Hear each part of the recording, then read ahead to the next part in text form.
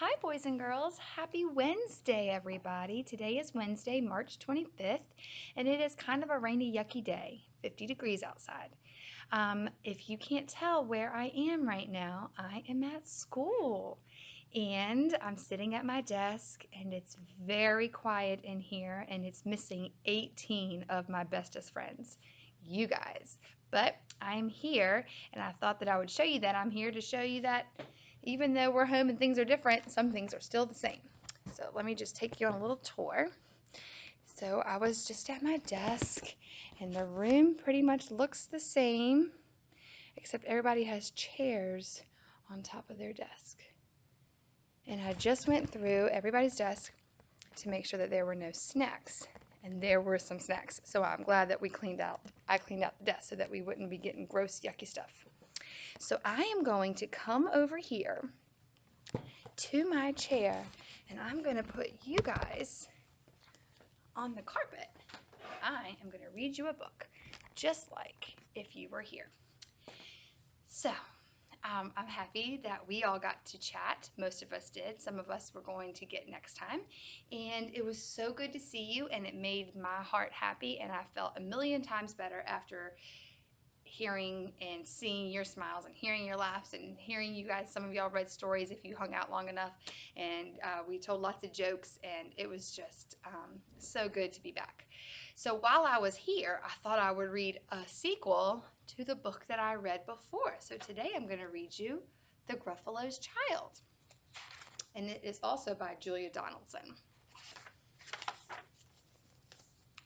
The Gruffalo said that no Gruffalo should ever step foot in the deep dark wood. Why not? Why not? Because if you do, the big bad mouse will be after you. I met him once, said the Gruffalo. I met him a long, long time ago. What does he look like? Tell me, Dad. Is he terribly big? Is he terribly bad? I can't quite remember, the Gruffalo said. Then he thought for a minute and scratched his head. The big bad mouse is terribly strong, and his scaly tail is terribly long. His eyes are like pools of terrible fire, and his terrible whiskers are tougher than wire. One snowy night, I'm going to pull you closer so you can see. One snowy night while the Gruffalo snored, the Gruffalo's child was feeling bored. The Gruffalo's child was feeling brave, so she tiptoed out of the Gruffalo cave. The snow fell fast and the wind blew wild. Into the wood went the Gruffalo's child. Aha, aho, a trail in the snow. Whose is this trail, and where does it go? A tail poked out of a log pile house. Could this be the tail of the big bad mouse? Out slid a creature. His eyes were small, and he didn't have whiskers, no, none at all. You are not the mouse. Not I, said the snake. He's down by the lake, eating Gruffalo cake. The snow fell fast and the wind blew wild. I'm not scared, said the Gruffalo's child. Aha, aho, marks in the snow. Whose are these claw marks, and where do they go? Two eyes gleamed out of a treetop house. Could these be the eyes of a big bad mouse? Down flew the creature. His tail was short, and he didn't have whiskers of any sort. You are not the mouse. To who, not I, but he's somewhere nearby, eating Gruffalo pie. The snow fell fast, and the wind blew wild. I'm not scared, said the Gruffalo's child. Aha, aho, a track in the snow. Whose is this track, and where does it go? Whiskers, at last, in an underground house. Could this be the home of the big bad mouse? Out slunk the creature. His eyes weren't fiery, his tail wasn't scaly, his whiskers weren't wiry. You are not the mouse. Oh, no, not me. He's under a tree, drinking Gruffalo tea. It's all a trick, said the Gruffalo's child, as she sat on a stump where the snow lay piled. I don't believe in the big bad mouse. But here comes a little one out of his house. Not big, not bad, but a mouse at least. You'll taste good as a midnight feast. Look at his snowman. Wait, said the mouse, "before you eat, there's a friend of mine that you ought to meet.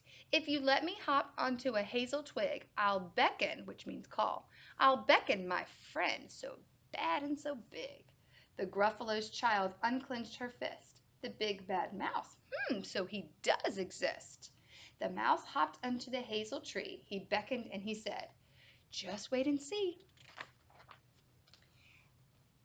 Out came the moon, it was bright and round, a terrible shadow fell onto the ground. Who is this creature so big, bad, and strong? His tail and his whiskers are terribly long. His ears are enormous, and over his shoulder he carries a nut as big as a boulder. "The big bad mouse!" yelled the Gruffalo's child, and the mouse jumped down from the twig and smiled. "Aha, aho, prints in the snow! Whose are these footprints, and where do they go?" The footprint led.